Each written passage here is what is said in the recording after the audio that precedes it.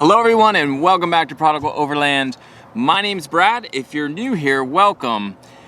I am excited about today's video because we are going to be talking about a question that we get a lot, or something I see often out in the online forums, and that has to do with the Quadra Lift air suspension in a Jeep Grand Cherokee.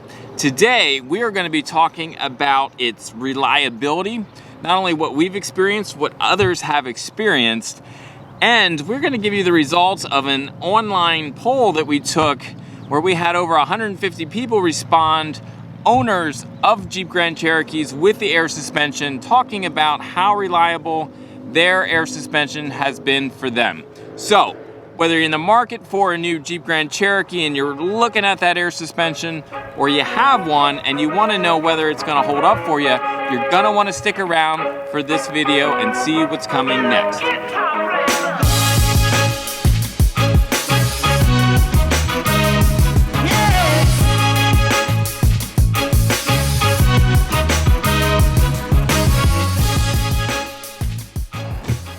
All right, so let's get going. But before we do, look at that cute barn back there. I just saw, we were in Pennsylvania, and just a little bit ago, there was a dude, well not a dude, an Amish gentleman was plowing his field with horses. You know, like horse and buggy, right? It wasn't a buggy because he's plowing, but anyway, I thought it was super cool.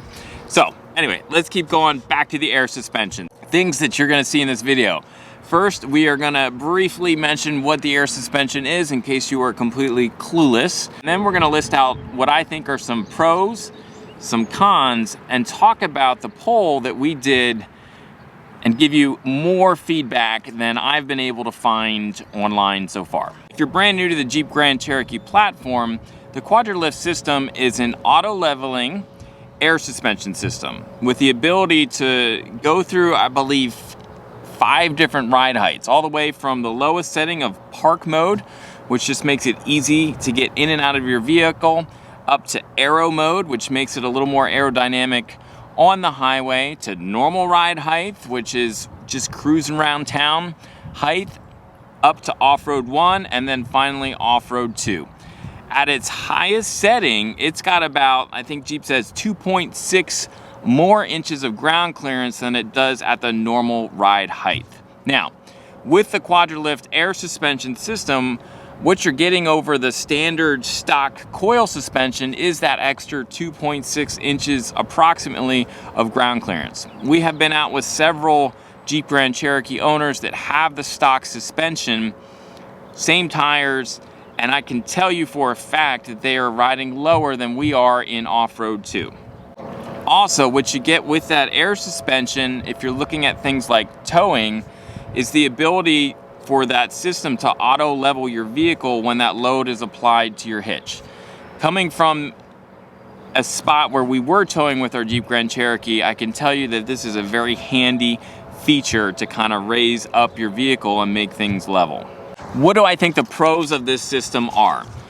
First, I think the number one pro that you get with this is the flexibility that the air suspension offers you. So you have the ability with the air suspension, when you're on highway, driving highway speeds to be lower and have increased stability, okay?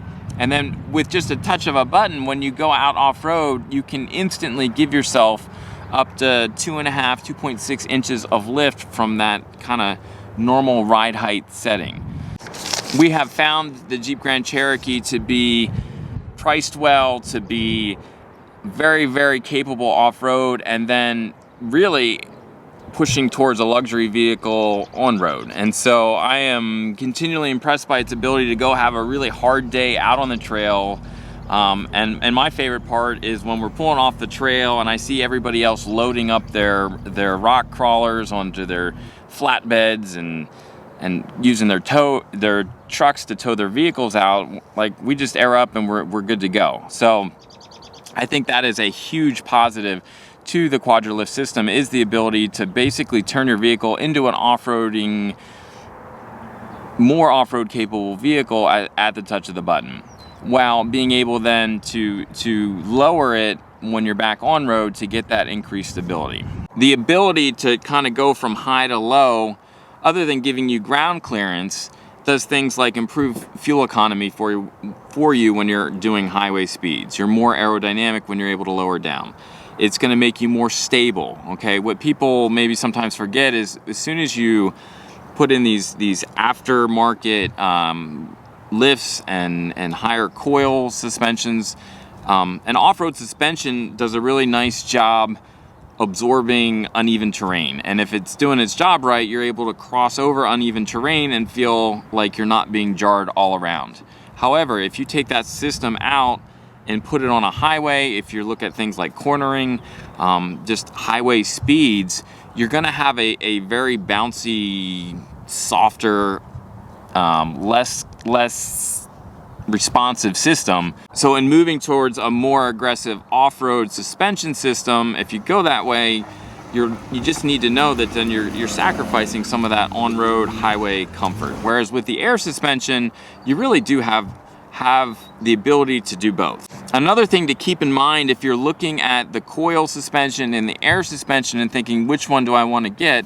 You also need to keep in mind the way Jeep has things set up currently, that if you go for the coil suspension, you cannot get from the factory that QuadraLift 2 system that has that rear electronic limited slip differential, which we have found to be very, very much a benefit out off-road.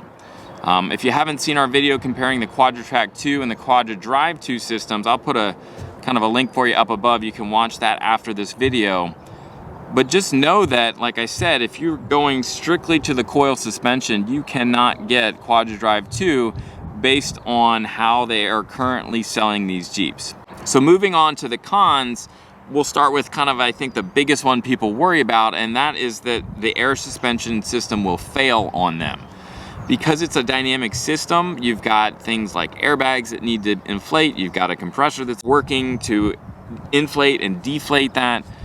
You also obviously have a whole electronic system that's controlling that, and there's multiple areas of this system that can kind of crap out or go on you. And to kind of repair those things, it can be a very costly repair. You're looking easily $3,000, $4,000, $5,000 if you're paying out of pocket to repair this system, depending on what's going wrong with it. Another thing to note with the air suspension system is, and we get this question quite a bit, is when it's raised all the way up in off-road too, it is a very stiff ride when you're off-road. Because again, those airbags are full and you're sacrificing kind of ride height for ride comfort at that point. If you can hang out on off-road one, it's definitely a much more compliant, smoother ride off-road. Another thing to note about the QuadraLift system is that there really are not any widely accepted lift options for the QuadraLift. There's some things that you can tweak to kind of mess with the airbags to get them to inflate a little bit more. I believe there's a company, Level Links, that can kind of adjust the ride height. We've been out with some folks that have that and have had positive experiences with it.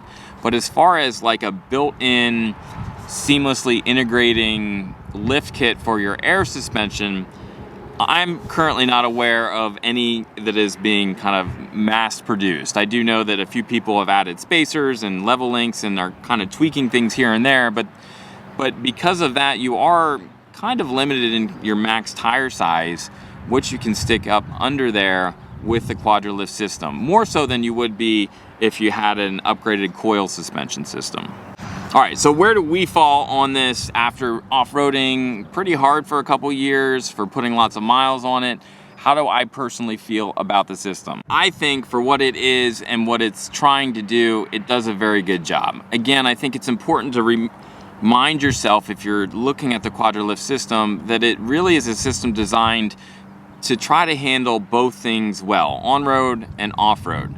Anytime you design a system to be good at two very different things, you're going to make sacrifices along the way, okay? So because we're trying to do kind of both things well, yeah, of course there's off-road suspensions, coil systems that do off-roading better. Absolutely, because they're only trying to do that one thing well, okay?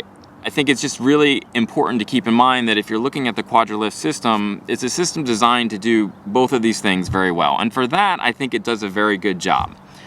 Now, what issues have we had with ours?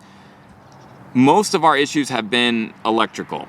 And often they happen in kind of lower temperatures or below freezing temperatures. Now, I can tell you from the survey results that we put out, some people are like, yeah, definitely below freezing, we've had issues, but then we heard back from folks in Canada, Michigan, Minnesota, North Dakota that are regularly well below freezing that haven't had any issues with their air suspension. So it's really not a fair thing to say that, yeah, anytime it goes below freezing, you're gonna have issues with it. I think there's plenty of folks out there that would say, no, that's not true. But for us, when we do have issues, it's often been after a really cold morning. Whether that's coincidence or not, I don't know. The one thing that does bother me about the QuadraLift air suspension is obviously you never know if and when you're gonna have a problem. So we have had one instance where we were out on the trail and we had it kind of partly fail. The front airbags were deflated and wouldn't go back up. And we still could drive, but we were dragging along things. And so my one concern, because of how much off-roading we do, is like this thing can't keep failing when we're out on the trail. That could really cause us some issues. And even if it's covered under warranty, which it is, we got the extended warranty, which is something I would suggest if you're looking at the QuadraLift system, considering buying a Mopar extended warranty so you're covered if you do have issues. But when we go out on the trail, it's getting to the point where it's kind of like in the back of my head is, you know, what if the air suspension acts up? It doesn't really stop us from doing anything just because of how we're wired, but for me, you know, an upgraded coil system versus the air suspension system, I think the longer we go off-roading, it's something for me to consider. And really, you know, I think we're at the point where, yes, I love my QuadraLift air suspension, but when we're out of warranty or this thing fails, and if I'm looking at putting a couple $1,000s into it, I really do feel like at that point I would be looking into doing some sort of suspension conversion kit, which I know there's, I guess, Rocky Road Outfitters has a suspension, aftermarket suspension system that you can kind of do the conversion. And we heard back from folks that have done that and have been very, very pleased with that. So we've had people ask, would you switch over? I think, yeah, I think we would when we got to the point where we were looking at putting in thousands of dollars into the air suspension. Let's get now to our survey results. So I put up a couple surveys on 2 online Facebook groups specifically geared towards owners of Jeep Grand Cherokee Trailhawks and Jeep Grand Cherokee WK2 owners that go out off-road, so an off-roading group, because I wanted to get their feedback. You know, the people that hopefully are using these things out road, how has it performed for them? One, we had about 158 people respond, and the other 146. So right around 150 people responded. So not the biggest sample size, but hopefully, and I think it does show trends, which is what I think you're looking for. So let's talk about the one that had 158 people respond. 84% of those people said they had 0 issues with their air suspension. It didn't get buggy, it didn't crap out on them, they've had no issues, okay?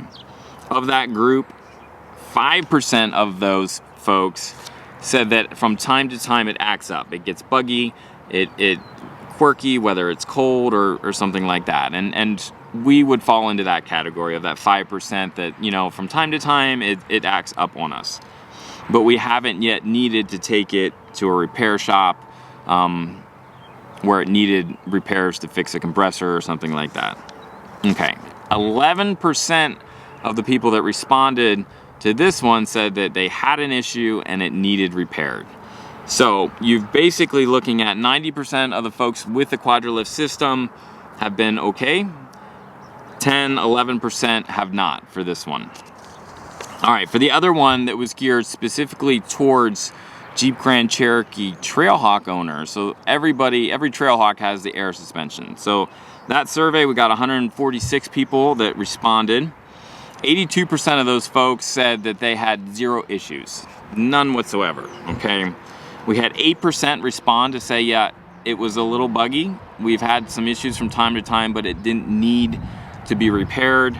And then again, we had 10% of those folks that said, you know what, we had an issue and it needed fixed. Now, some of those folks, like one guy was in a car accident and hit a deer. And so the compressor, which is located up front and low, broke and needed to be repaired. So, you know, for some of these, there might be circumstances like that where it really wasn't the air suspension's fault, it was the deer. I don't know.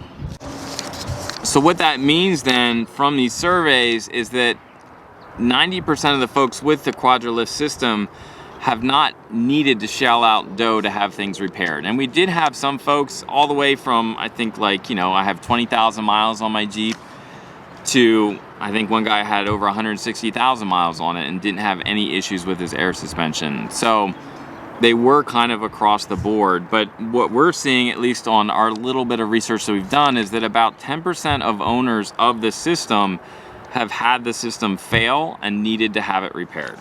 I think there's probably some ways to help decrease that risk, or at least the cost of repairing when that system, if that system does go out on you, from extended warranties to just kind of realizing when you buy this system, hey, there might come a time where this breaks, and instead of shelling out thousands of dollars to get it fixed, that I might want to look into converting it to just a normal coil suspension. So there you go, guys. I hope this video was helpful.